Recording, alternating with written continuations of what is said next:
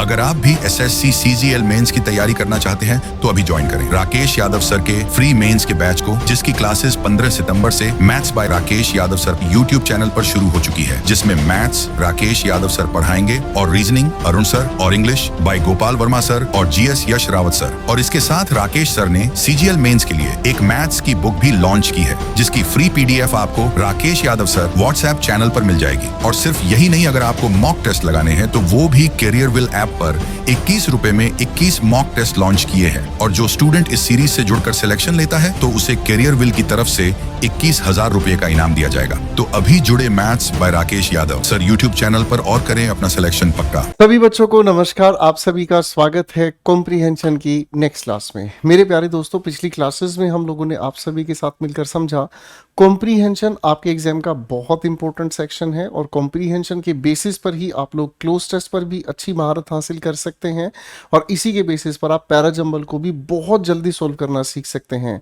Comprehension को कैसे solve करना है, किस तरीके के क्वेश्चंस आते हैं, इस चीज के लिए एक डिटेल्ड वीडियो आप मेरे English with Gopal Verma YouTube पर जाकर जरूर देखिएगा। वो आप लोगों को मदद करेगा क्वेश्चंस को ठीक ढंग से पढ़ने में। ठीक है दोस्तों, तो आइए आज की कहानी को शुरू करते हैं मेरे साथ। तो पहला सवाल आप सभी के सामने पेश है बच्चों, असर्टिव, और एक ऐसा असर्टिव पैसेज जिसके अंदर किसी भी चीज की इंफॉर्मेशन को आप सभी के साथ विद कॉन्फिडेंस नरेटर बताना चाहता है। स्क्रीन को फ्रीज करके इस क्वेश्चन को ध्यान से आप लोग पहले पढ़कर देखें। आइए बच्चों, क्वेश्चन लिखा है the supreme court on Thursday declared that the caste based discrimination of prisoners.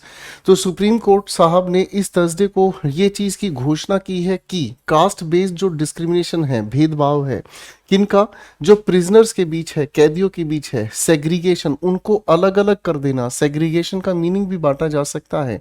Greg किसी भी शब्द में अगर देखने को मिले तो वो समझ आता है ग्रुप का, और सेका SE का मतलब सेपरेट कर दिया, अलग कर दिया। Of their work according to caste hierarchy, यानी कि कास्ट के अकॉर्डिंग उनकी एक हिरार्की बनाई है। उच्च जात का ये काम करेगा, नीच जात का ये काम करेगा, उससे नीचे की जात का ये काम करेगा। इस तरह के भेदभाव पर सुप्रीम कोर्ट ने क्या कर दिया है, एक तरह का बैरियर लगा दिया है।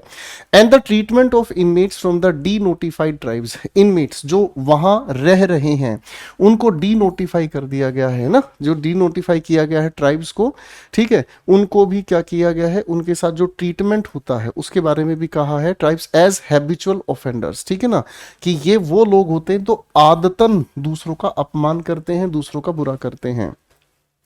Within prison walls across India are oppressive to fundamental human dignity and personality. Oppressive का मतलब होता है जिसको दबा के रखा जाए, यानी कि जिसका शोषण किया जाए। ठीक है, तो जेल के अंदर इस तरह का शोषण बिल्कुल बर्दाश्त नहीं होगा।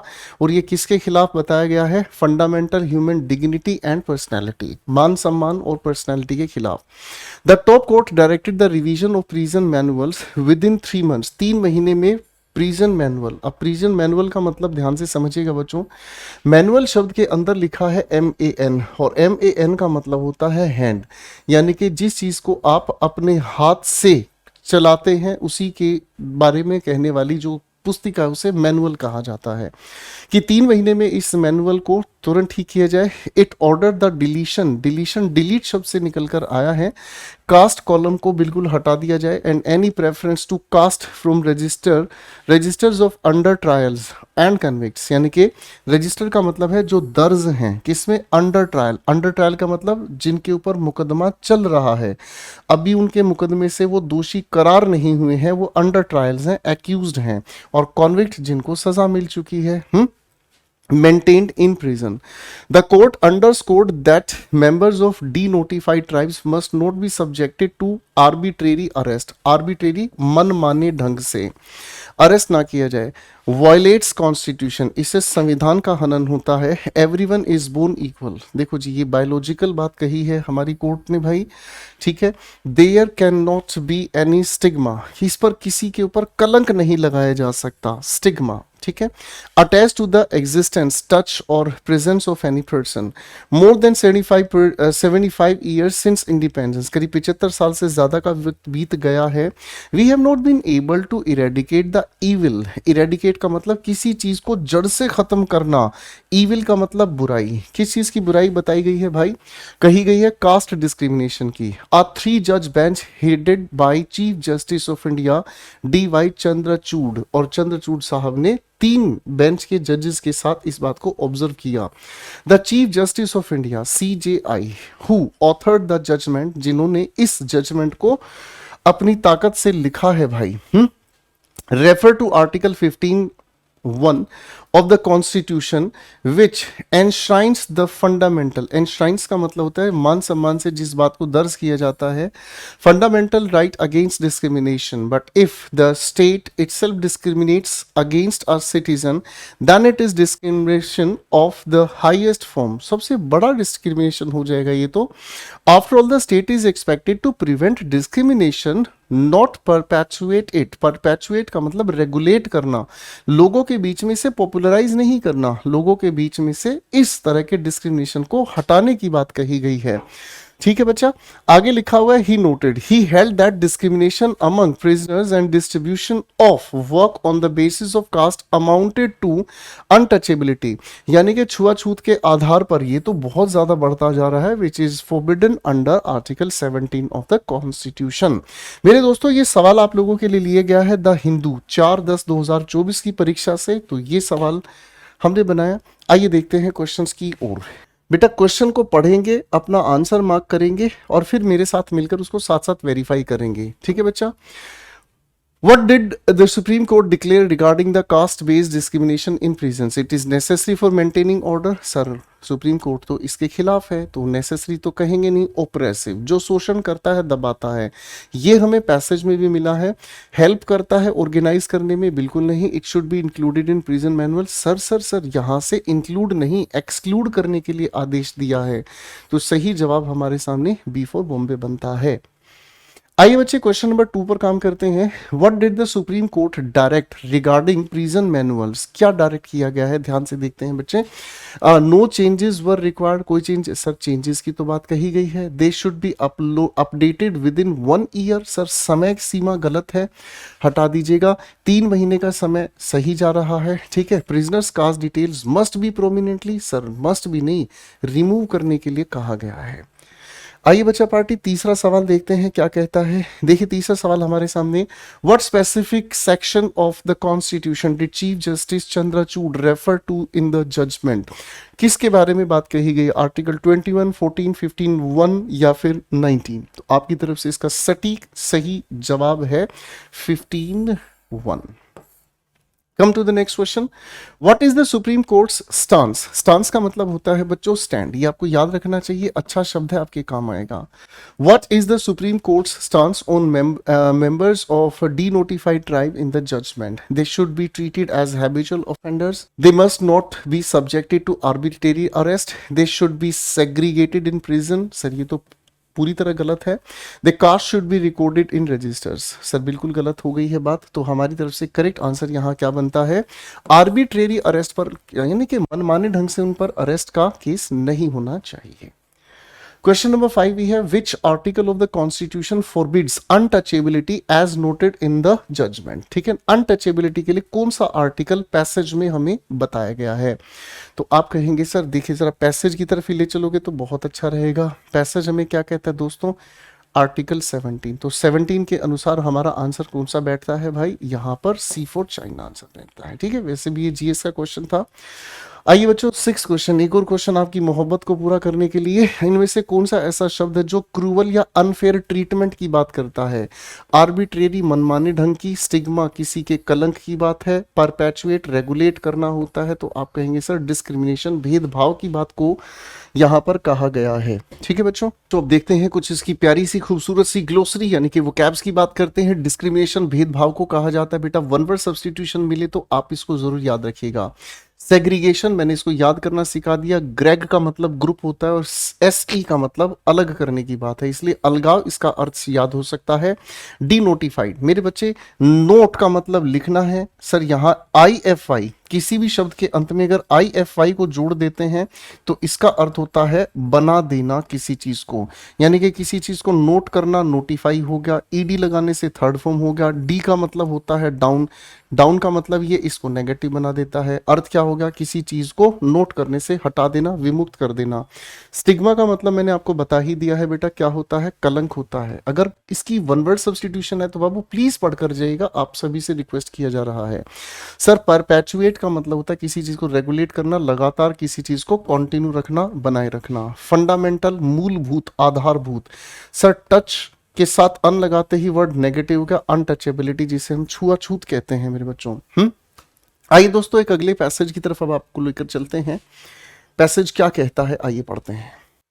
इन this digital age we reduce everything to numbers. आज ये डिजिटल जो है ना हमारी एज, डिजिटल का मतलब ही जो डिजिट के आधार पर काम करे, हम हर चीज को नंबर पर रिड्यूस करते हुए लेकर आ रहे हैं।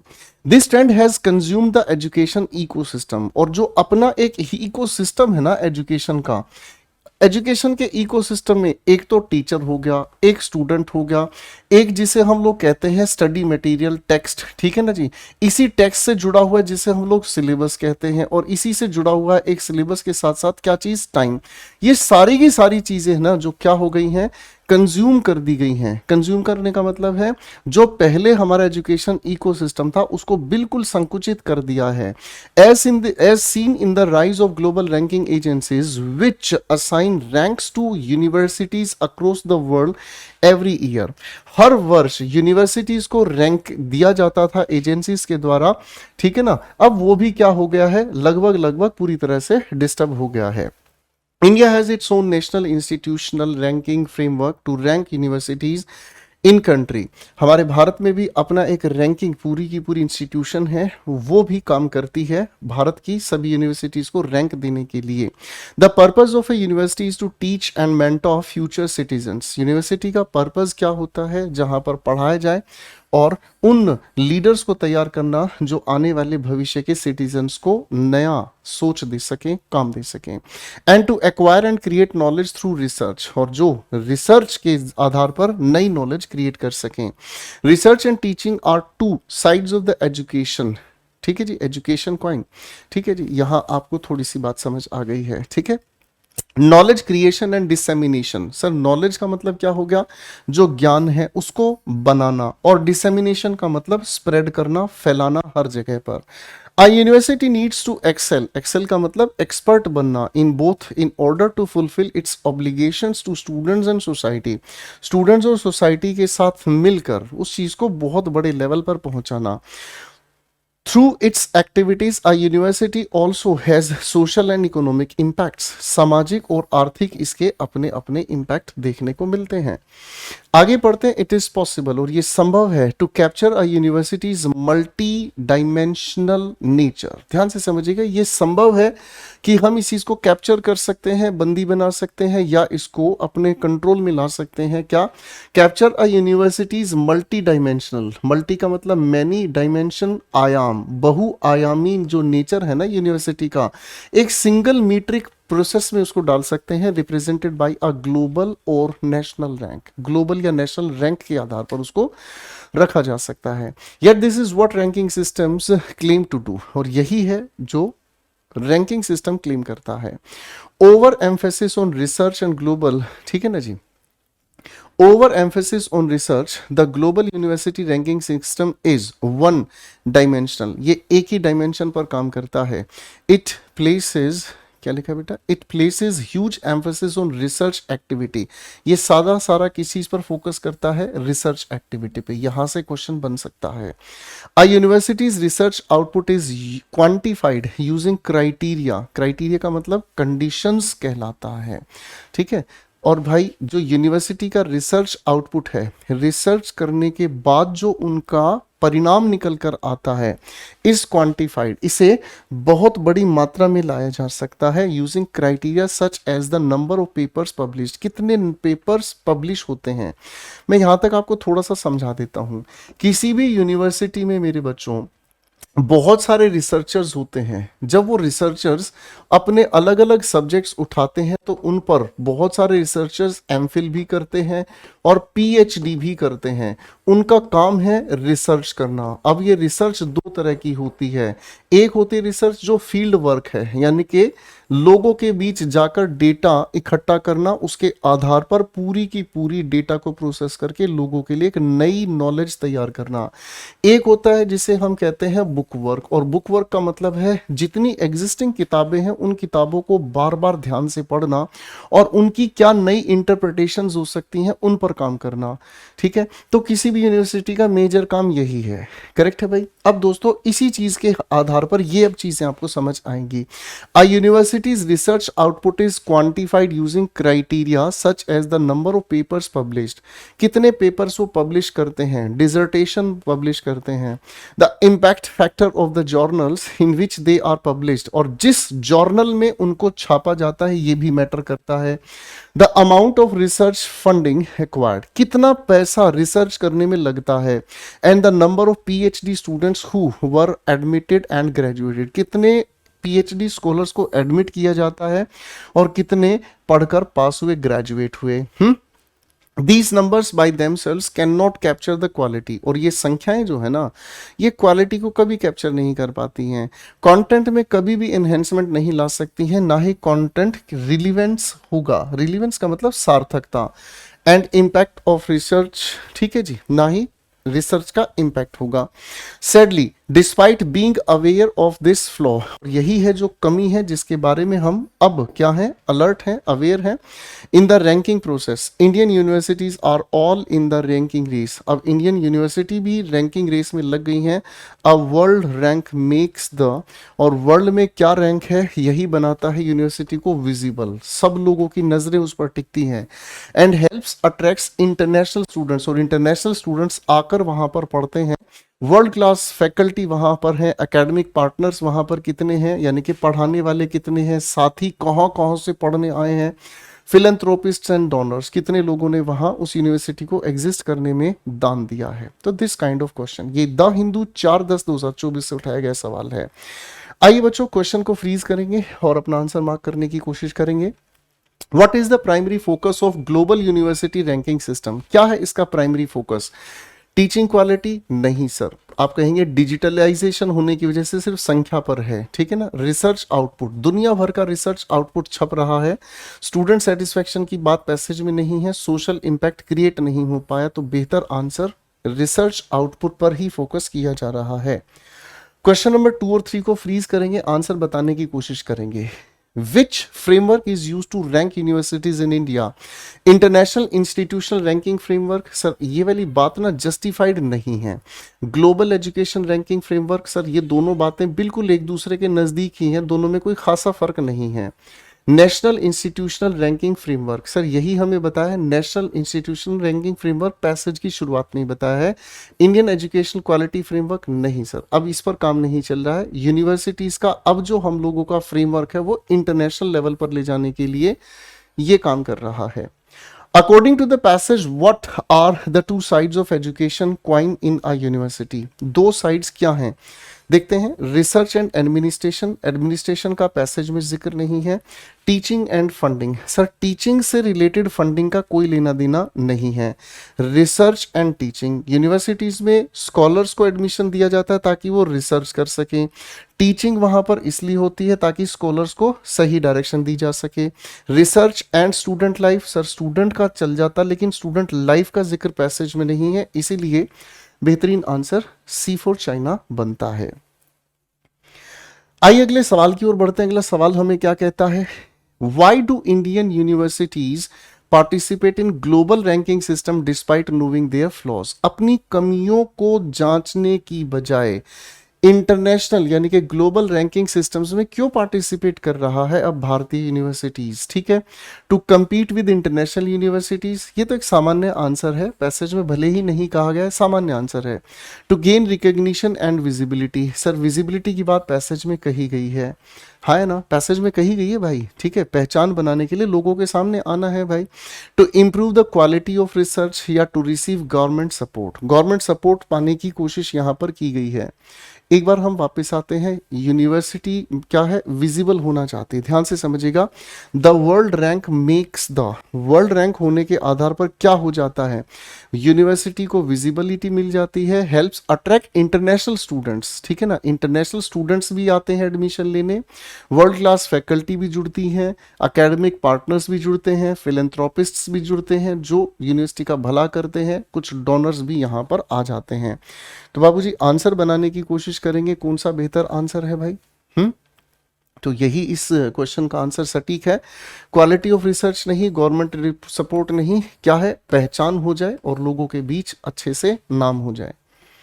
क्वेश्चन नंबर 5 पर आ जाए बच्चे, क्या कहता है question number 5, which of the following is not mentioned as a criterion for evaluating a universities research output, ठीक है, कितने नंबर पब्लिश हुए हैं, सर ये तो हमें पता ही है, ये तो अपने आप में सही है। नंबर ऑफ पीएचडी स्टूडेंट्स कितने एडमिशन लिए हैं भाई, amount of research funding required, कितनी फंडिंग की जरूरत है ये भी हमें पता है। The relevance of research, sir relevance के बारे में कोई भी बात यहाँ नहीं कही गई है, रिलीवेंस ऑफ रिसर्च के बारे में कोई भी बात पैसेज में नहीं कही गई है, और रिसर्च आउटपुट का इससे कोई लेना देना नहीं है कि मूल्यांकन इससे होगा नहीं होगा। क्वेश्चन 6 भी है, चलिए बेटा क्वेश्चन को फ्रीज करेंगे, आंसर बनाने का काम करेंगे। स्प्रेडिंग और शेयरिंग नॉलेज के लिए आपकी तरफ से कौन सा शब्द है, रिसर्च का मतलब हमें पता है जब हम किसी भी चीज पर शोध करते हैं, हटाओ सर, एक्विजिशन का मतलब होता है बच्चों लर्निंग, अधिगम हिंदी में इसे कहते हैं, पढ़ने की बात है। रैंकिंग का मतलब क्या होता है, कौन सा लेवल क्या और कौन से लेवल पर कौन, तो ये लेवल को डिसाइड करने वाली चीज है, दैट इज कॉल्ड रैंकिंग। तो डिसेमिनेशन, जिसको मैंने आप लोगों को स्प्रेड भी कहा था, बात फैलाने की है ज्ञान को, ठीक है जी। डिसेमिनेशन को अगर आपको याद रखना है तो आपको याद होगा अशोका, अशोका के संतान, अशोका का एक बेटा एक बेटी, उन्होंने पूरे भारतवर्ष में बुद्धिज्म के डिसेमिनेशन पर काम किया था। अगर याद हो तो कमेंट में उन दोनों प्यारे बच्चों का नाम जरूर बताइएगा कौन थे वो। चलिए बेटा कुछ कैब्स पर काम करते हैं। मेंटोर, मार्गदर्शक करने वाला, वन वर्ड सब्स्टिट्यूशन तैयार कीजिएगा प्लीज। मल्टी डायमेंशनल मैंने बताया था, बहुआयामी, याद कीजिएगा जरूर। फ्लॉ, कमी को हम कहते हैं, वन वर्ड सब्स्टिट्यूशन जरूर याद कीजिएगा। आइए बच्चों, आउटपुट का मतलब होता है यानी कि जिसका आप रिजल्ट सामने लेकर आते हैं, उत्पादन, याद कीजिएगा बेटा इसका। ओब्लिगेशन, जिसको हम नैतिक रूप से या फिर कानूनी रूप से काम करने के लिए किसी को बाधित करते हैं, दैट इज कॉल्ड ओब्लिगेशन, ठीक है बच्चों। आइए बच्चों क्वेश्चन नंबर 3 पर हम काम करते हैं। अगला पैसेज आप सभी के सामने, the UK and Mauritius have reached a historic political agreement to secure the strategically important UK-US military, ठीक है जी, based on Diego Garcia and towards restoring Mauritian sovereignty over the Chagos archipelago, ठीक है भाई। सबसे पहले तो यहाँ दो इन देशों के बारे में बात कही है, प्लूरल होने के साथ हैव की बात कही है। ये पहुंच गए हैं एक ऐतिहासिक पॉलिटिकल संधि पर जिसमें वो सिक्योर करना चाहते हैं strategically important UK US military base को, ठीक है जी। और ये कहां पर है, डियागो ग्रेसिया टुवर्ड्स रिस्टोरिंग। और ये जो इनका अग्रीमेंट है वो किस ओर आगे बढ़ रहा है, रिस्टोर करना है किस चीज को, मोरेशियन सोवरेनिटी को। सोवरेनिटी का मतलब होता है सर्वप्रभुता, ठीक है, कि मोरेशियस की गवर्नमेंट है वो किस तरीके से रूल करेगी ओवर द शैगोस। यहां पर शैगोस के बाद जो आर्किपेलागो लिखा है इसका मतलब क्या होता है, ग्रुप ऑफ आइलैंड्स। ठीक है जी, इनको कैसे रूल करना है। A treaty is now being worked out to form, एक संधि पर काम किया जा रहा है। बच्चों ट्रीटी का सिनोनिम जरूर याद करके जाइएगा, पेपर में आ जाता है। It is called nexus agreement भी हम इसे कह देते हैं। A treaty is now being worked out, इस पर काम किया जा रहा है to firm up the agreement the UK announced recently, इसको और पक्का करने के लिए इस पर भी काम किया जा रहा है। For the first time in, क्या लिखा है, for the first time in more than 50 years, 50 साल में पहली बार ऐसा हुआ है। The status of the base will be undisputed, अब इस पर कोई बहस नहीं होगी। एंड लीगली सिक्योर, अब ये कानूनी रूप से भी सुरक्षित रहेगा। Following a political agreement between the UK and Mauritius, the UK high commission in India said in a statement, एक स्टेटमेंट में ऐसा कहा है उन साहब ने। ठीक है भाई, इट सीज, ये देखता है, मॉरिशस अज्यूम, ठीक है जी, it sees Mauritius assume sovereignty over British Indian Ocean Territory, that is called BIOT, with the UK authorised to exercise the sovereign rights of Mauritius on Diego Garcia. It sees, ये देखता है, क्या देखता है, Mauritius assume sovereignty, जो Mauritius ने मानी हुई अपनी सोवरेनिटी है, इस सोवरेनिटी को, सर्वप्रभुता को कंफर्म करने की बात कही गई है। ठीक है जी, with the UK authorise to exercise sovereign rights of Mauritius on Diego Garcia, MEA। देखो बच्चों, आप सभी लोग तैयारी कर रहे हैं, बहुत सारे बच्चों का ये सपना भी है कि CGL को क्वालिफाई करके हम लोग MEA लेना चाहते हैं, that is ministry of external affairs. MEA reaction welcoming the agreement on the return of Mauritian sovereignty over the Chagos archipelago, लिखा है, including Diego gratia, India's ministry of external affairs, that is MEA। ठीक है, set this, उन्होंने ये कहा है, significant, ये बहुत इंपॉर्टेंट भी है, रिलीवेंट भी है। Understanding completes the decolonisation, colonisation उपनिवेशवादी नीति को कहा जाता है, और डी का मतलब खत्म कर देना, ठीक है, ऑफ मॉरिशियस। ठीक है, इससे हम जो उपनिवेशवादी नीति है उसको खत्म कर देते हैं, क्योंकि मॉरिशियस को उसकी सोवरेनिटी प्रोवाइड कर दी है। The resolution of the long standing Chagos dispute, जो बहुत लंबे से इस पर विवाद चल रहा था, आफ्टर 2 years ऑफ निगोशिएशंस, आपस में बातचीत कर कर। निगोशिएशन एक बहुत प्यारा शब्द है, निगोशिएशन का मतलब होता है जब आप बार्गेनिंग करते हैं। सभी भाइयों को पता है बार्गेनिंग, मम्मी मार्केट में जाती है, ठीक है, सब्जी खरीदती है, भैया ये सब्जी कितने की थी, सामने वाले 150 रुपये किलो, 150 नहीं भैया 110 रुपये किलो दोगे तो मैं लूँ, तो ये बार्गेनिंग निगोशिएशन है। ठीक है ना, डिप्लोमेटिक बिहेवियर होता है निगोशिएशन करने का। इन कंप्लायंस विद, यानी कि नियमों के अनुसार, international law is a welcome development, the MEA said in a statement. मेरे बच्चों, हिंदू के न्यूज़पेपर से लिया गया है, 4/10/2024 से। चलिए क्वेश्चन को फ्रीज करेंगे, आंसर बनाने की कोशिश करेंगे। चलिए दोस्तों फटाफट से, What historical agreement have the UK and Mauritius reached regarding Diago Garcia? Options है, मिलिट्री अलायंस, मिलिट्री की आपस में हम लोगों ने संधि देखी है। आप कहेंगे नहीं सर, मिलिट्री का इससे कोई लेना देना नहीं है। A treaty to restore Mauritian sovereignty over Chagos archipelago, यही अपनी जगह सही आंसर है भाई। इन इकोनॉमिक पार्टनरशिप नहीं सर, कल्चरल एक्सचेंज बिल्कुल भी नहीं सर। क्वेश्चन नंबर 2 पर काम करते हैं। What is the significance of agreement between the UK and Mauritius? It guarantees Mauritian control over British Indian ocean territory. Sir ऐसा तो बिल्कुल भी नहीं होगा, इंडियन ने तो इसको, हमारे भारत ने तो इसको अप्रिशिएट किया, ये थोड़ी कहा है कि मतलब इंडियन ओशियन पर भी अधिकार दिया जाए ना बेटा ना, ऐसा नहीं है। It ensures the military base apostrophe S status is legally secure for first time over 50 years. बिल्कुल ठीक है, पिछले 50 साल में, ऐसा हमने पैसेज में पढ़ा भी है, 50 साल में पहली बार मिलिट्री बेस की इजाजत मिली है भाई, लीगली सिक्योर है मॉरिशियस का। It creates a new military base in Diego Garcia, नहीं sir, cancels previous treaties, sir ऐसा पैसेज में नहीं कहा है, वरना ये भी आंसर हम बना सकते थे।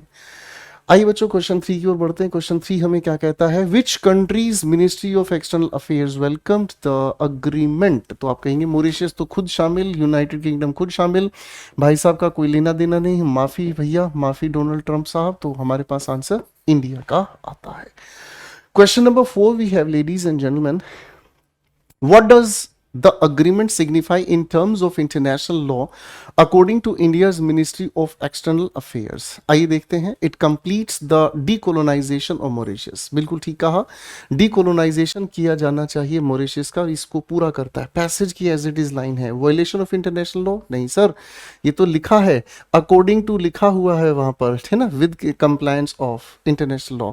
Opens the door for new military installations नहीं sir. It leads to further disputes over the territory. Dispute तो खत्म किया जा रहा है साहब.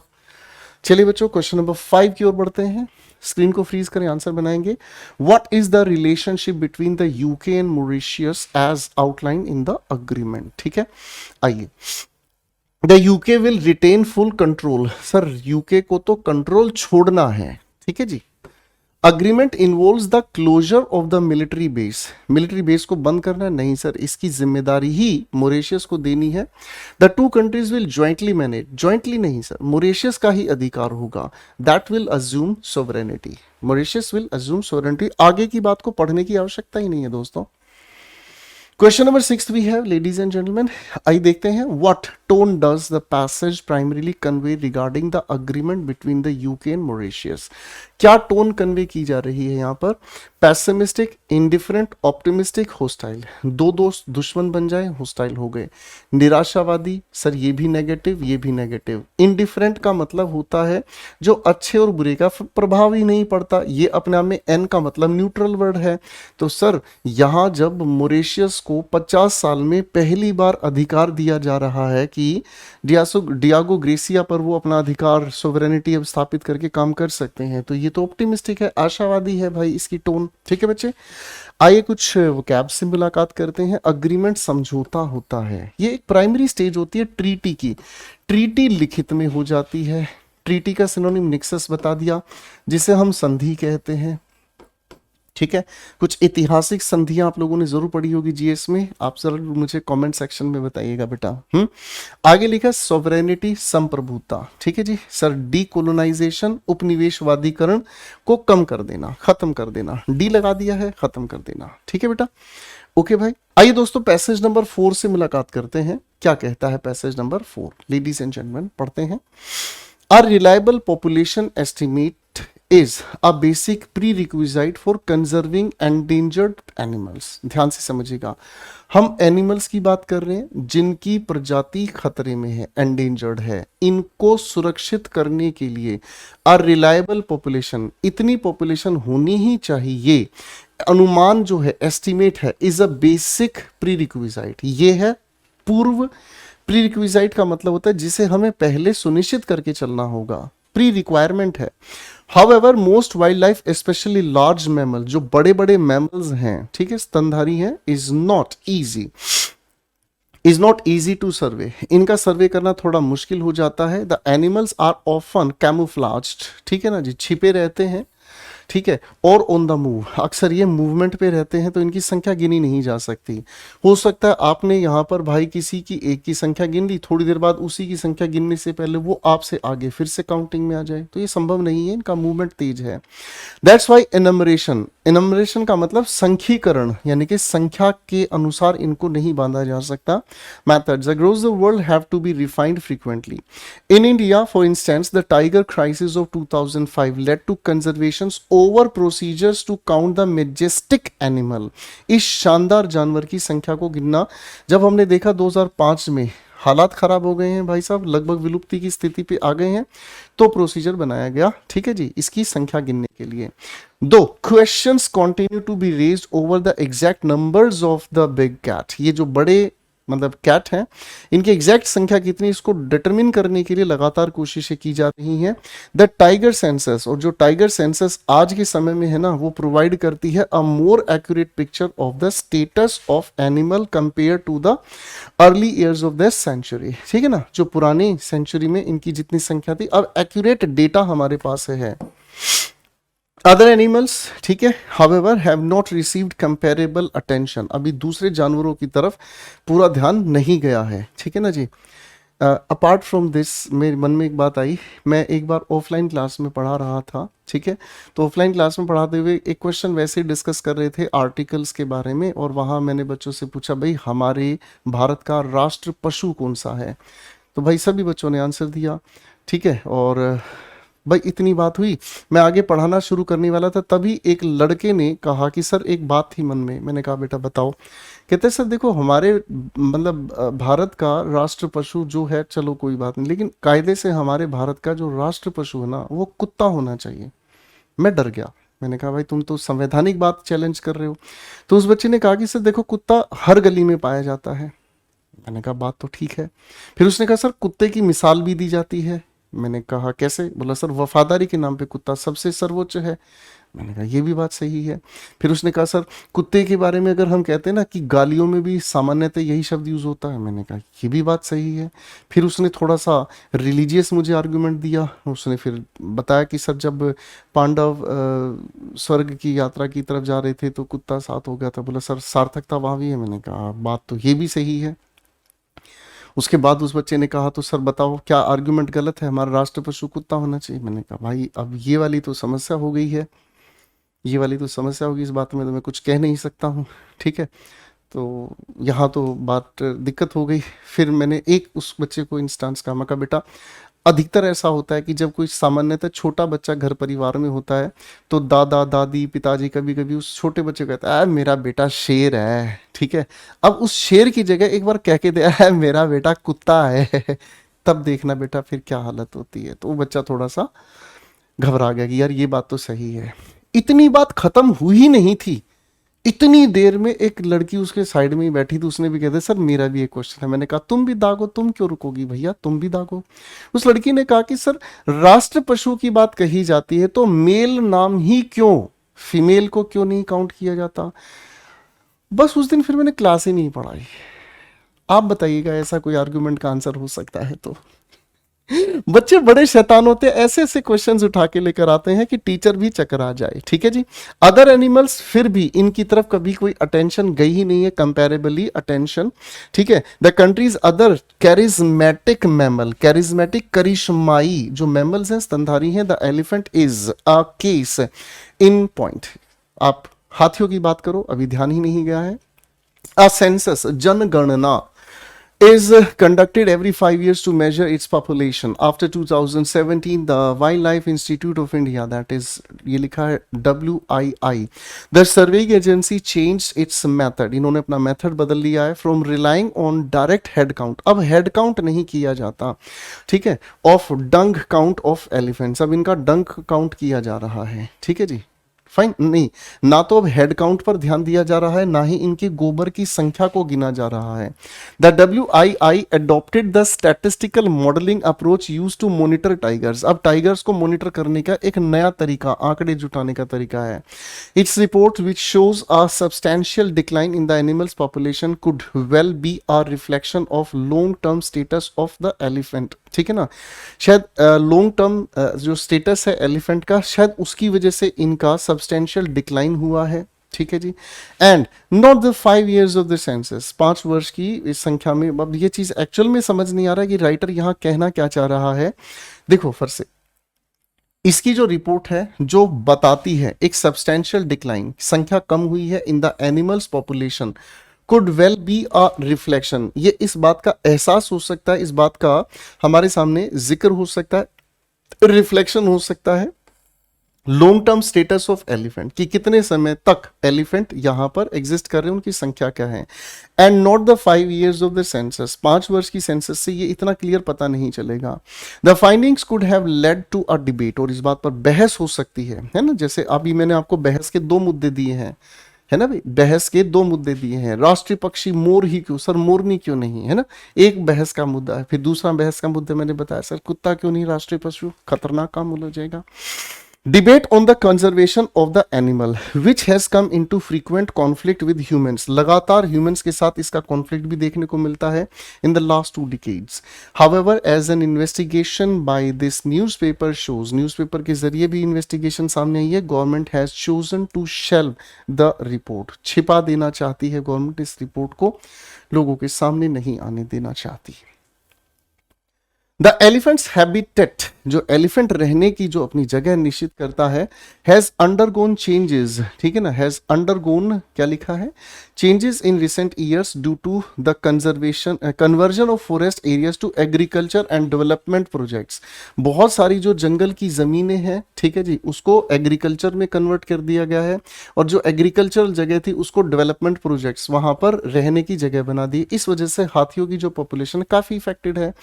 As the WII report points out, fragmentation of habitats has prompted का मतलब hinted, उत्साहित कर देना, ठीक है, स्टिमुलेट कर देना, long ranging elephants to venture into unoccupied areas, ऐसी जगह पर जाकर उनको रहना पड़ रहा है जहां कोई नहीं जाता। Unable to find food and और डिस्पर्जल एरियाज, ठीक है, ना तो इनको खाना मिल पा रहा है और डिस्पर्जल घूमने फिरने की जगह भी नहीं मिलती है। The large animals become crop readers, इन्होंने आखिर में क्या किया, क्रॉप रीडर्स, अब क्रॉप के ऊपर ही ये रेड करते हैं, यानी कि एलिफेंट्स घूम के वापस जो गांव की जमीनें हैं उनके ऊपर, जो खेत खलिहान है उन पर अटैक करते हैं। Population estimates that map the animals distribution and heard structure, population estimate इस बात का जिक्र करता है कि एक मैप होना चाहिए कि मैप द एनिमल्स डिस्ट्रीब्यूशन, कितने एनिमल्स कहाँ कहाँ किस एरिया में हैं, साथ साथ उनका हर्ड स्ट्रक्चर, उनका जो झुंड बना हुआ है उसका क्या ढांचा है कि किस झुंड में करीब कितने जानवर हैं इन रिवर्स फॉरेस्ट, ताकि उनको वापस reverse, not just in reverse forest but also in human dominated landscape, और जहां इंसान रहते हैं उसके आसपास के भी हालात, और भाई जो रिवर्स फॉरेस्ट हैं उनके साथ साथ भी इस चीज का आंकड़ा होना चाहिए। Could be the first step to reduce such conflicts, ठीक है, ऐसे कॉन्फ्लिक्ट्स को खत्म करने का यही तरीका है। The data can spur discussions on a viable population that can share space with humans, ठीक है ना जी।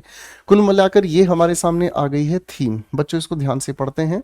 The data can spur discussions, यहां से डिस्कशन शुरू हो सकते हैं on a viable, viable means feasible practical population that can share space with humans, कि जितने इंसान हैं जितने जानवर हैं वो एक प्रॉपर स्पेस एंजॉय कर सकें, ठीक है। The information can also lay the ground, और यहीं से एक ग्राउंड तैयार हो सकता है for eco sensitive developmental planning, की आने वाले समय में इको का मतलब वैसे सामान्य रूट लेवल पर होता है होम, सेंसिटिव कि किसी की वजह से किसी का घर ना उजड़े, इसी को इको सेंसिटिव डेवलपमेंट कहा जाता है। ये इंडियन एक्सप्रेस न्यूज़पेपर से 4/10/2024 से लिया गया सवाल है। चलिए बच्चों आंसर बनाने की कोशिश करते हैं। How did the Wildlife Institute of India, WII, change its approach to counting elephants after 2017? By using direct head counts, by increasing the frequency of counts, by collaborating with international agencies, by implementing a statistical modeling approach. Statistical की ही बात कही गई है, ऊपर सभी बातें bogus हैं, ठीक है बच्चों। एक इंप्लीमेंट करना है स्टैटिस्टिकल मॉडलिंग अप्रोच, ठीक है ना, कितने कैसे मॉडल के अनुसार काउंटिंग की जा सकती है वो आंकड़े के बारे में पैसेज में कहा गया है। What could population estimates that include human dominated landscape help achieve, किस चीज को अचीव करने में ये मदद करता है? तो ये मदद करता है भाई promote discussion on substantial human elephant coexistence, की ह्यूमन और एलिफेंट कोएग्जिस्ट कैसे करें, ये पैसेज की आखिरी लाइन में कहा गया है। Increase the number of elephants in reverse, संख्या बढ़ाने के बारे में पैसेज में कोई भी बात नहीं कही गई है। Eliminate conflict between humans and elephants, ठीक है जी, कॉन्फ्लिक्ट है डिस्कशन का, ह्यूमन और एलिफेंट के कॉन्फ्लिक्ट की बात नहीं है। Ensure the extension of elephants in urban areas, तो भैया हमें यही प्रमोट करना है कि सस्टेनेबल ह्यूमन और एलिफेंट को एग्जिस्टेंस कैसे मेंटेन किया जा सके। हमने जंगल खत्म कर दिए, वो बेचारे जंगल छोड़ के दूर चले गए, वहां खाने को कुछ नहीं मिला, वो लौट कर इंसानों ने जो फसल उगाई है उस पर अटैक करना शुरू कर दिए। पैसेज में स्पष्ट बताया गया है। क्वेश्चन नंबर 3 पर काम करते हैं दोस्तों, क्या कहता है? What is the primary challenge in surveying wildlife, especially large mammals? ठीक है जी, क्या है सबसे बड़ा challenge? They are often endangered, sir ये तो विलुप्ति की स्थिति पर है, पैसेज भी नहीं कहा गया है। They are difficult to find and count due to camouflage and movement, यही पैसेज की लाइन में कहा गया है। They have a large population, नहीं, लार्ज होती तो पैसेज ही नहीं बनता भाई। They do not exist in large numbers, ठीक है जी, ये एंटोनिम है। क्वेश्चन 4 हमारे सामने कहता है what consequence has the change in elephant habitats had on their behaviour according to the passage. ठीक है, they have migrated to other countries, दूसरी कंट्रीज में चले गए हैं। सर ऐसा तो कुछ भी नहीं है, एलिफेंट दूसरी कंट्री में कैसे चले गए? They have become more isolated, बिल्कुल अकेले रह गए हैं, हो सकता है। ठीक है ना जी। परिणाम पूछा है हमसे भाई, परिणाम पूछा है क्या है अगर हम एलिफेंट के हैबिटेट को बदल रहे हैं, उनके घरों में जाकर रेजिडेंशियल या एग्रीकल्चरल जमीन बना रहे, तो वो क्या कर रहे हैं? सर वो हमारी फसलों पर अटैक कर रहे हैं। पैसेज स्पष्ट बताता है ये बात। Let's see question number 5। What led to improvements in tiger census procedures in India? Tiger crisis in 2005, 2005 में सबसे पहले पता चला था endangered का। Increase in the tiger population, sir ये तो बात ही नहीं है, इंक्रीज होती तो पैसेज में जिक्र ही नहीं आता है ना भाई साहब। भाई कुत्तों की संख्या बढ़ रही है, पैसेज में आया जिक्र नहीं। सर बंदरों की संख्या बढ़ रही है, पैसेज में आया कोई जिक्र है? Nonsense. Introduction of new technology, sir नहीं। डिक्लाइन इन अदर एनिमल्स, नहीं, अदर एनिमल्स का जिक्र ही नहीं है गुरुजी। Question number 6 we have, ladies and gentlemen, what is the tone of the passage? Optimistic, concerned and analytical, indifferent, critical. Critical का मतलब होता है जिसे हम कहते हैं बहुत इंपॉर्टेंट बात पर झगड़ा हो रहा है ना जी। तो ये वाली बात तो हमारे सामने चल तो जाती, लेकिन देखो अब माइंड मत कीजिएगा, लेकिन पैसेज के अकॉर्डिंग एनिमल्स के होने या ना होने के बारे में जरूरत से ज्यादा वरिड नहीं दिखाई दिया। वरिड तो है, जरूरत से ज्यादा नहीं, इसलिए क्रिटिकल थोड़ा सा डाउन है। इनडिफरेंट का मतलब फर्क नहीं पड़ता, फर्क पड़ता है भाई। ऑप्टिमिस्टिक आशावादी नहीं सर, यहां तो हमें चिंता दिखाई है और हमने विश्लेषण किया है जनसंख्या, मतलब जो इनकी अपनी सेंसस है, तो ये ज्यादा बेहतर है। अगर ये ऑप्शन नहीं होता तब हम क्रिटिकल की तरफ चले जाते।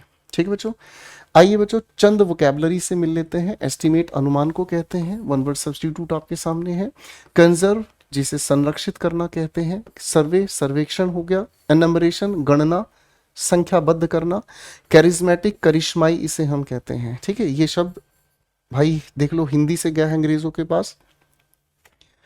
आइए बच्चों पैसेज नंबर 5 पर थोड़ा सा काम करते हैं। पैसेज नंबर 5 क्या कहता है, पढ़ते हैं मेरे बच्चों।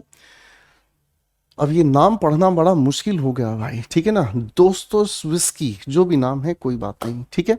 Was the son of a doctor, ये एक डॉक्टर का बेटा था। His parents were very hard working, parents बहुत हार्ड वर्किंग थे। एंड डीपली रिलीजियस पीपल, बहुत ज्यादा धार्मिक भी थे। But so poor that they lived with their 5 children in only 2 rooms, 2 ही कमरों में उनके 5 बच्चे उनके साथ रहते थे, इसीलिए ये गरीब हैं। भारत में आओ बेटा और ज्यादा बुरा हाल दिखा देते हैं। The father and mother spend their evening, शाम अक्सर शाम वो अपनी जो थी वो बिताते थे इन रीडिंग अलाउड, पढ़ते थे वो।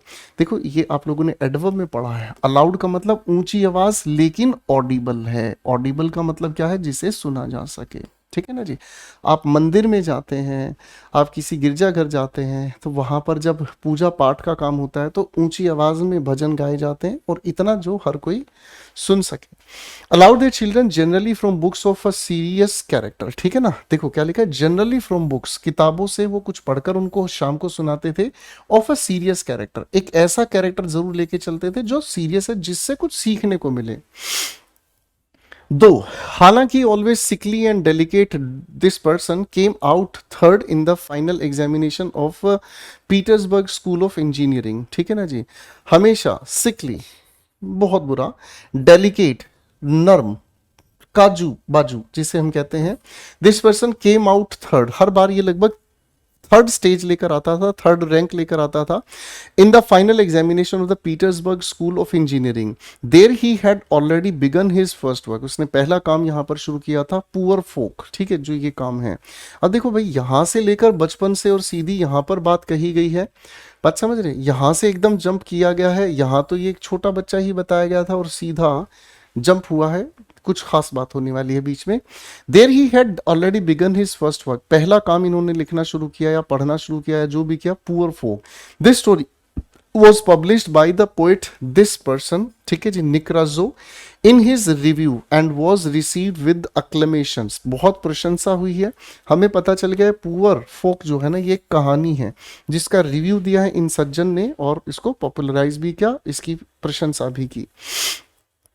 द शाई unknown youth found himself instantly something of celebrity. ये शाई अननोन यूथ किसके लिए यूज हुआ है? इन्हीं सज्जन के लिए हुआ है। अब ये भाई सेलिब्रिटी लगभग हो गए हैं। A brilliant and successful career seemed to open before him. साहब का भविष्य आगे खुलता चला गया। But those hopes were soon dashed. Dash का मतलब चकमा देकर निकल गई, ठीक है ना जी।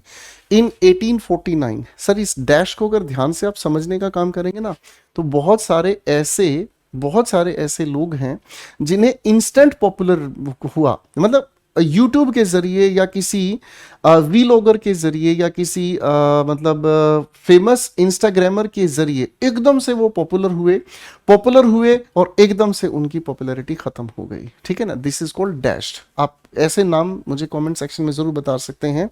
इन 1849 वॉज अरेस्टेड। देखो ध्यान से क्या लिखा है, इन 1849 ही वॉज अरेस्टेड दो neither by temperament NOR conviction. ठीक है, टेम्परामेंट का मतलब ना तो भाई गुस्सा या ना बिना किसी छेड़खानी, नोर कन्विक्शन। आर रिवोल्यूशनिस्ट, ये हो गया आंदोलनकारी, ठीक है।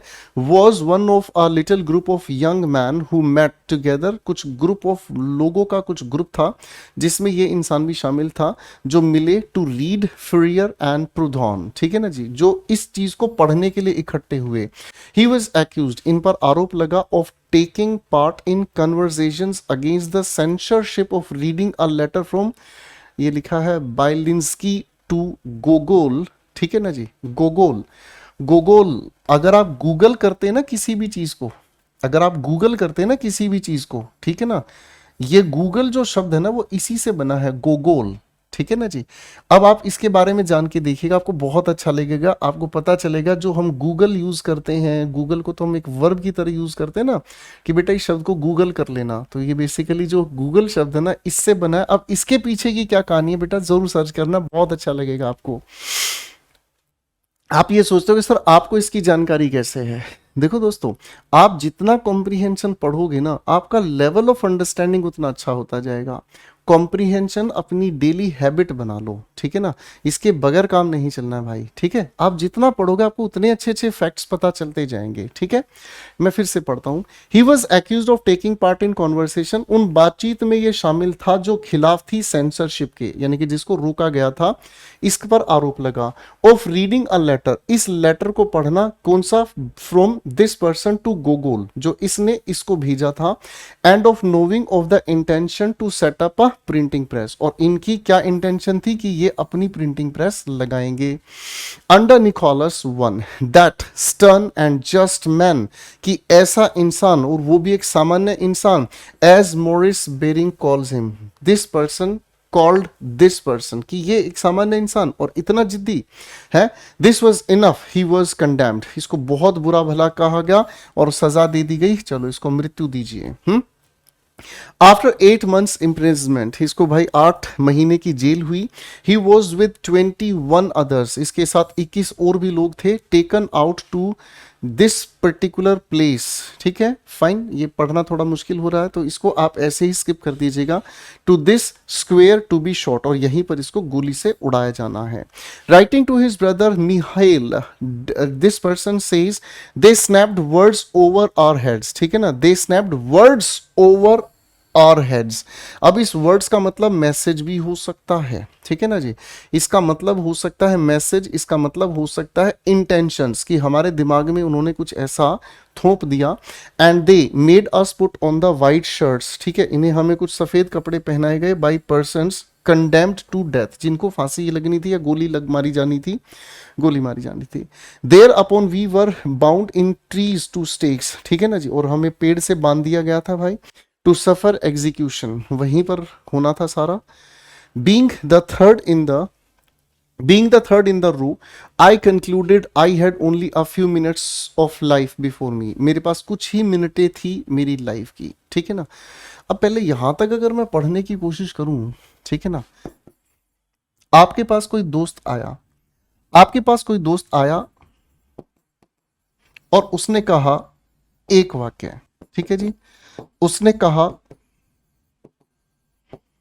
दूसरा वाक्य, तो आप इन दोनों में से कौन से वाक्य को सही मानेंगे? आप इन दोनों में से कौन से वाक्य को सही मानेंगे? अगर आप ये कहते हैं ही इंजर्ड मी, आपके पास कोई दोस्त आया और उसने भाई साहब ये वाक्य बोला, तो आप इसके अकॉर्डिंग तो कहेंगे सर उस इंसान ने आकर मुझे ये बताया ही इंजर्ड मी, ये ही किसी और के लिए है, तो ही इंजर्ड मी किसके लिए? इस इंसान के लिए जो आपके सामने आकर कह रहा है। तो ये बात तो वैलिड हो सकती है, अगर किसी को चोट पहुंचाई जाए तो वो किसी और को जाकर ये बता सकता है भाई उसने मेरे को मारा, उसने मुझे चोट पहुंचाई। लेकिन भाई साहब ये कैसे पॉसिबल है कि अगर आप वो इंसान आपके सामने कहता है ही किल्ड मी, अरे भाई मार दिया तो तू यहां कैसे खड़ा है?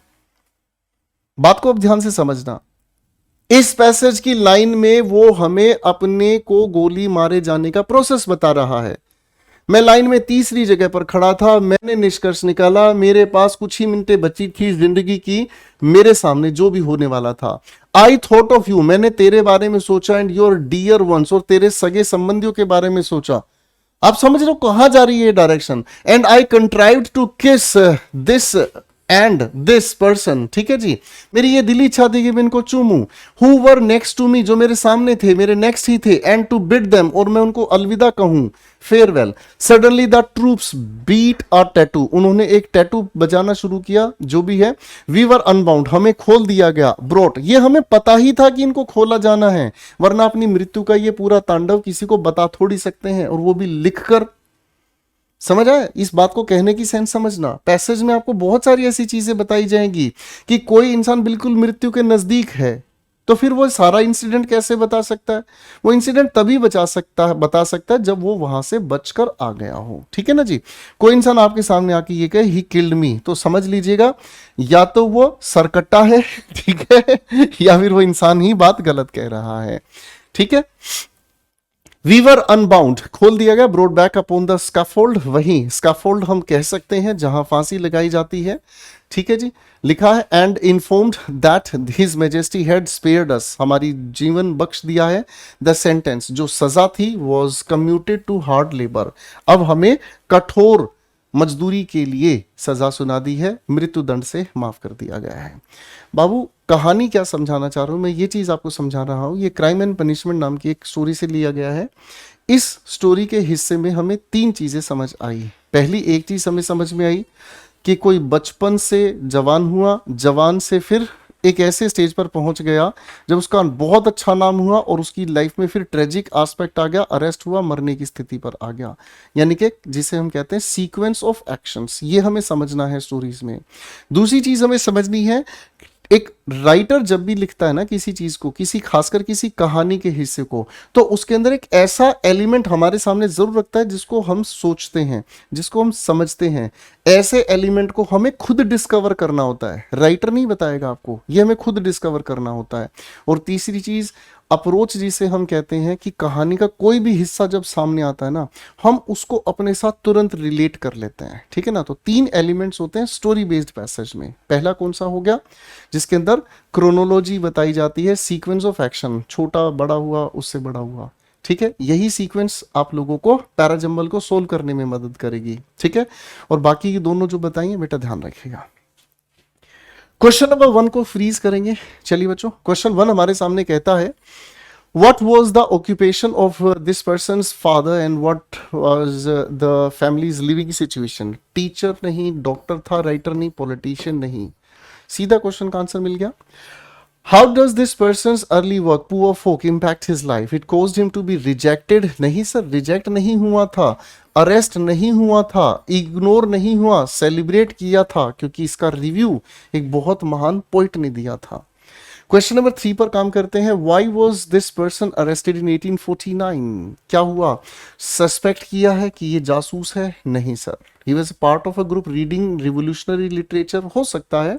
Accused of plotting against खिलाफत में कुछ कर रहा था या इन्वॉल्व था violent protest। प्रोटेस्ट का जिक्र ही नहीं आया मेरे भाई पैसेज में।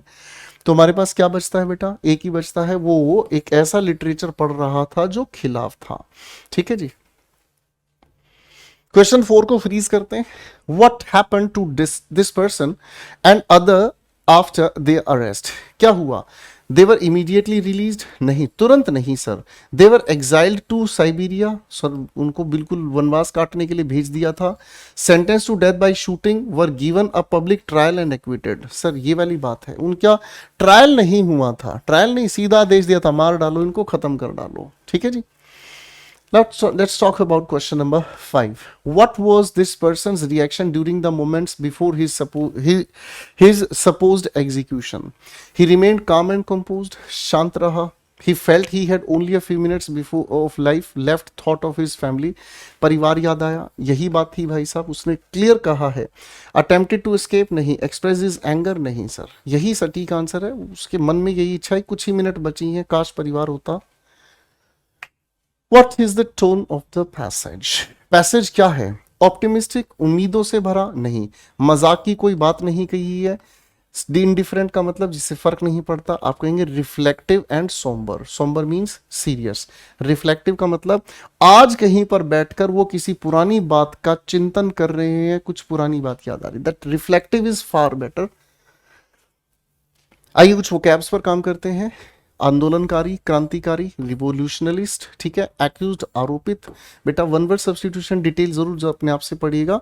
कॉन्विक्शन, दोष सिद्धि हो गया। एग्जीक्यूशन, जब किसी को फांसी दी जाती है, ठीक है बच्चा पार्टी, फाइन। चलिए भाई अगले कुछ और भी शब्द इसमें देख लेते हैं हम। इम्प्रिजनमेंट, जब किसी को कारावास की सजा दी जाती है। कंडेम्ड का मतलब दोषी ठहराना। टैटू आप जानते हैं, a rhythmic beating of drums और similar sound used to signal troops और सोल्जर्स। टना टना ड्र ढम, ठीक है, दैट इज कॉल्ड टैटू, ठीक है बच्चों।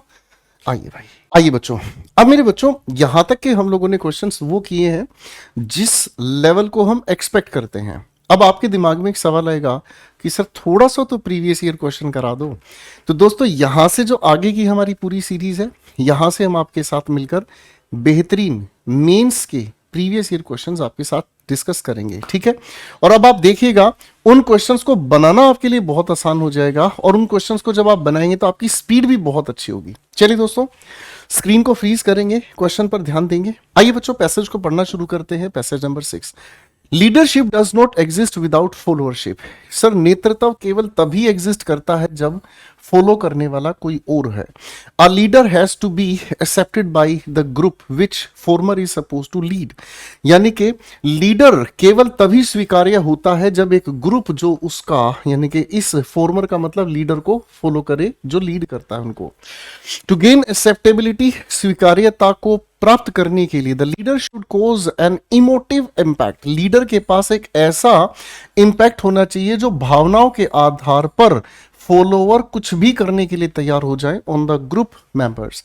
The strength of character exhibited, जो कैरेक्टर की स्ट्रेंथ है, ताकत है, इंटीग्रिटी जो दिखाई जाती है लीडर्स के द्वारा, makes them dear to their followers, और इसी वजह से वो अपने फॉलोअर्स के बड़े प्रेमी होते हैं। A leader is one who effectively inspires followers to achieve worthwhile things. एक लीडर वो होता है जो इफेक्टिवली प्रेरित करता है फॉलोअर को किसी चीज को पाने के लिए। आप एक चीज नोटिस जरूर कीजिएगा, पैसेज की शुरुआत में लीडरशिप से हम शुरू हुए तो वहां अ लीडर देखने को मिला, फिर द लीडर देखने को, और फिर यहां पर अ लीडर आर्टिकल के रूल को चैलेंज कर रहा है। What character of the leader motivates the followers. क्या है कैरेक्टर की वो गुण जिससे फॉलोअर प्रेरित होते हैं। It is not pomp and show, दिखावे से कुछ नहीं फर्क पड़ता साहब, नीदर फ्लैटरी, ना चापलूसी से, नोर सैंक्शनिंग मोर इंसेंटिव्स, ना ही ज्यादा बेनिफिट्स अपने लोगों को देने से। Pomp and show creates a sense of awe. बहुत सारे लोग हैं जो नेतृत्व करने के साथ साथ दिखावा, भोकाल क्रिएट करे रहते हैं, जबकि एक सामान्य दर्जे का जो लीडर है, सामान्य दर्जे का जो भी इंसान है ना, वो ही एक सबसे अच्छा लीडर होता है, जो जैसा आपके सामने है वैसा ही आपकी नजरों से हटने के बाद भी रहे, ठीक है। दिखावटी जो लोग होते हैं क्रिएट्स अ सेंस ऑफ ऑ, वो तो भय पैदा करते हैं। एंड द लीडर इज डिफाइड, है ना, देवीय रूप उनका प्राप्त करना, रेदर देन एमुलेटेड, ठीक है ना जी। ये सामने सिर्फ नकलीपन दिखाना, सामने सिर्फ नकलीपन दिखाना, ठीक है जी, फाइन, ठीक है जी। तो लिखा है डिफिड रेदर देन एमुलेटेड। एम्पुलेटेड का मतलब जिसके नजदीक भी ना पहुंचा जाए, ऐसा नेता बनने से कोई फायदा नहीं है। Flattery is unrealistic. चापलूसी जो होती है ना वो बेसलेस होती है भाई, अवास्तविक होती है। And can not serve as a long term motivational tool. ज्यादा लंबे समय तक ये नहीं चल पाता है। अ लीडर स्टाइल, जो लीडर का अपना स्टाइल है, शुड बी वन, एक ऐसा लीडर का स्टाइल होना चाहिए that can not be emulated by all irrespective of cadre. जो भी उस कैडर के लोग हैं उसको क्या है, आसानी से प्राप्त करने की क्षमता रख सकें। क्लास एंड कैलिबर, जो सिंप्लिसिटी है किस चीज में, किसी भी इंसान के दिन प्रतिदिन यानी कि दैनिक कंडक्ट में है, is the only thing that can be adopted by all. ठीक है, अब इसी बात को अगर मैं अपने ऊपर लागू करने की कोशिश करूं, मेरा एक बिल्कुल सामान्य सा जीवन है, सीधे साधे सिंपल कपड़े पहनता हूं, साधा रहता हूं, ठीक है, जैसा बच्चों के सामने कैमरे पर हूं, कभी भी कोई बच्चा मिलता है मेरे साथ बैठकर चाय पीता हूं तो भी मेरा यही व्यवहार है। कोई दिखावटीपन नहीं, कोई हवाबाजी नहीं। आप कहीं किसी यूट्यूब पर, इंस्टाग्राम पर, कहीं पर ये नहीं देखोगे जाकर कि सर ने ये गाड़ी ली, सर के पास बड़ी गाड़ी। नहीं नहीं, एक सामान्य गाड़ी में चलता हूं भाई, ठीक है ना, सामान्य गाड़ी में, एक ऐसी गाड़ी जो कल को कोई भी स्टूडेंट नौकरी लगने के बाद अपने दम पे भी ले सकता है। मैं नहीं आपको वो हवाबाजी दिखाता, बड़ी गाड़ी है मेरे पास, बड़ा घर नहीं, अब सामान्य इंसान है। और अगर मुझे ये लगता है कि मैं अगर अपने बच्चों को सामान्य जीवन जीने के लिए मोटिवेटेड रख सकता हूं, तो मुझे लगता है कि मैं सच्चा और अच्छा इंसान हूं। और मैं बच्चों को ऐसी काल्पनिक दुनिया दिखाने की कोशिश करूं कि देखो मैं 5,000 रुपए की शर्ट से तो नीचे शर्ट नहीं पहनता, ठीक है, मैं भाई साहब 50,000 की घड़ी पहनता हूं। सर अगर दिखावटी की चीजों की बात करें तो वो शायद ज्यादा दूर तक नहीं जाती हैं। पहला सवाल, which of the following desired qualities of a leader is mentioned in the passage? Simplicity, defeat, pomp and show, flattery। Sir simplicity का बात कहा गया है। सर आपको emulate का सिनोनिम बताना है, relax, imitate, suppose या exhibit। तो आप कहेंगे सर यहाँ पर आप किसी की नकल उतारकर वैसा ही बनना चाहते हैं, उसी को हम imitate कहते हैं। Next question, impact. देखिए क्या कहा है, according to the passage why should the leader generate an emotive impact?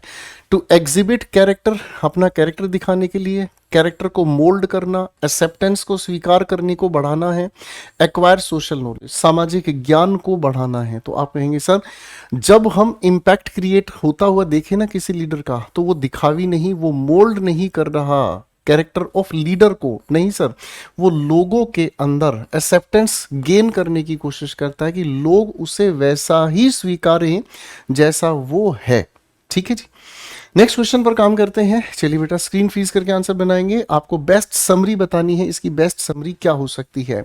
Leader effectively inspire करता है, गाइड करता है अपने फॉलोअर को to achieve a desired goal. ठीक है ना जी, ये अपनी जगह सही है। Leader style can not serve as a long term. Sir can not नहीं, लीडर के लाइफ का, कैरेक्टर का प्रभाव बहुत समय तक लोगों के ऊपर रहता है। Motivation is the innate quality that enables an individual to be intellectually strong.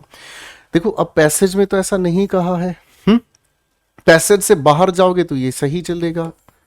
ठीक है जी, एडमिनिस्ट्रेटिव नॉलेज के बारे में पैसेज में कुछ भी नहीं कहा गया है। ठीक है बच्चे, आइए बच्चों अगले सवाल की तरफ बढ़ते हैं। A fact that draws our attention is that, एक फैक्ट जो हमारी अपनी तरफ नजरें खींचता है। According to his position in life an extravagant man is neither either admired और लोड। कि जो भी इंसान है ना, अगर किसी इंसान की पोजीशन उसकी जिंदगी में देखी जाए तो जो फिजूल खर्ची इंसान है ना, या तो उसकी बहुत प्रशंसा होती है या फिर उससे बहुत नफरत की जाती है। बात तो सही है। अगर एक ऐसा इंसान है अपनी पोजीशन के अकॉर्डिंग अगर बहुत ज्यादा पैसा खर्च करता, लोग उसकी प्रशंसा भी करते हैं, नफरत भी करते हैं। और successful businessman does nothing to increase his popularity by being prudent. ठीक है ना जी, एक सक्सेसफुल बिजनेसमैन कुछ भी नहीं करता इंक्रीज करने के लिए अपनी पॉपुलैरिटी को, bye being prudent with his money, कि वह अपने पैसे को लेकर तार्किक रूप से सही हो। ठीक है, a person who is wealthy is expected to lead a luxurious life. जिस इंसान के पास पैसा है, लोग उससे उम्मीद करते हैं कि भाई लग्जरियस लाइफ जीना, खुल के पैसा कमाया है तो खुल के खर्च। And to be lavish, lavish का मतलब बिल्कुल भाई साहब अल्ट्रा लग्जरी की जिंदगी जीना। विद इज हॉस्पिटैलिटी, लोगों की आओ भगत करो, है ना।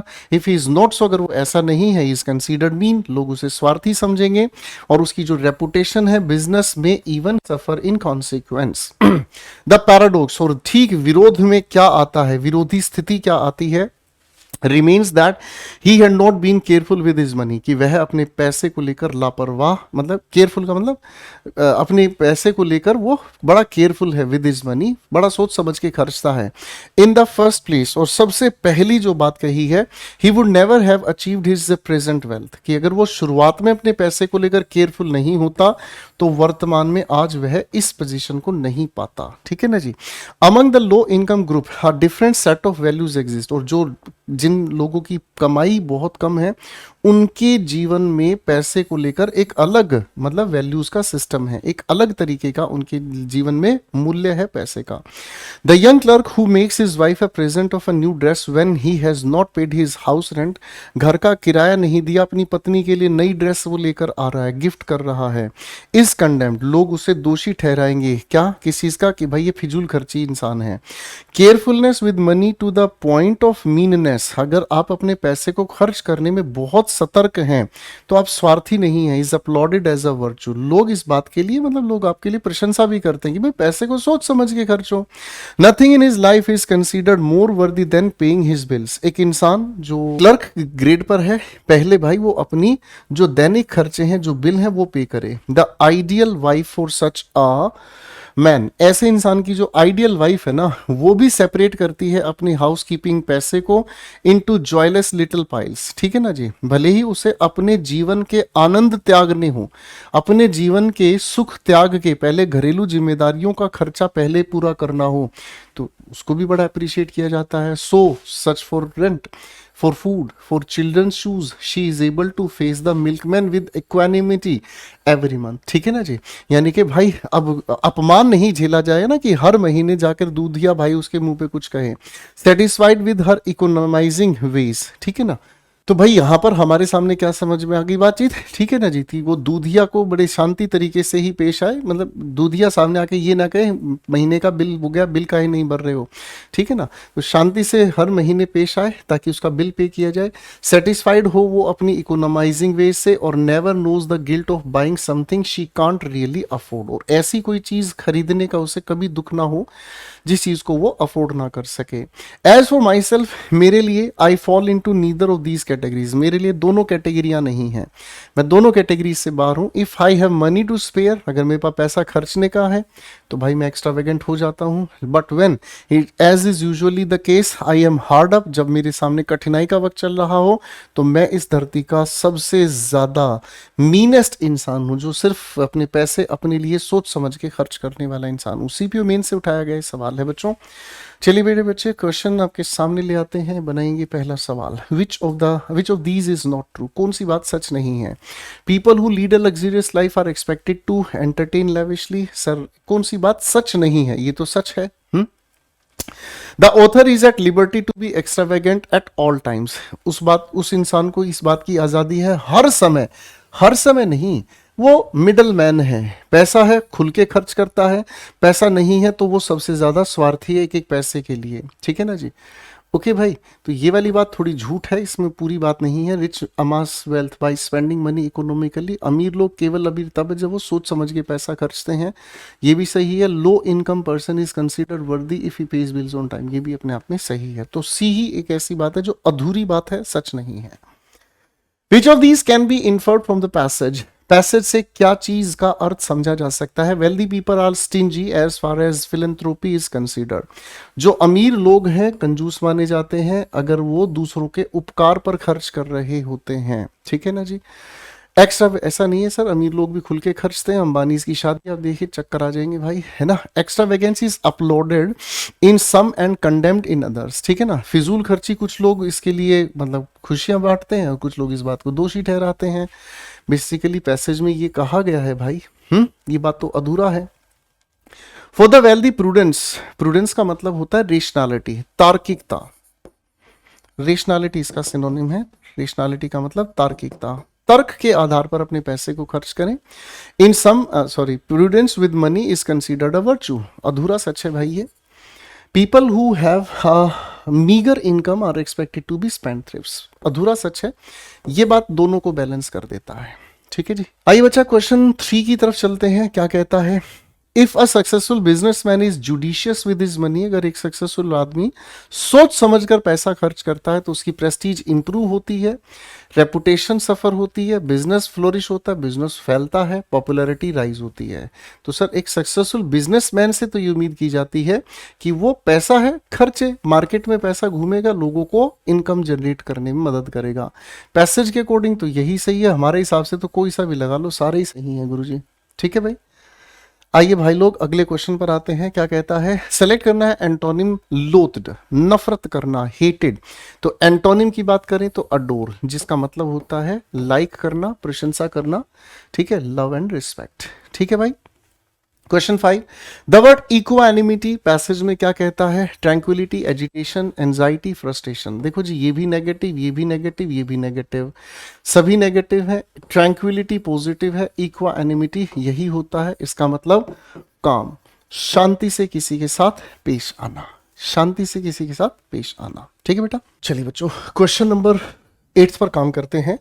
क्वेश्चन नंबर 8 हमें कहता है, the discovery of a new bird species has sparked excitement.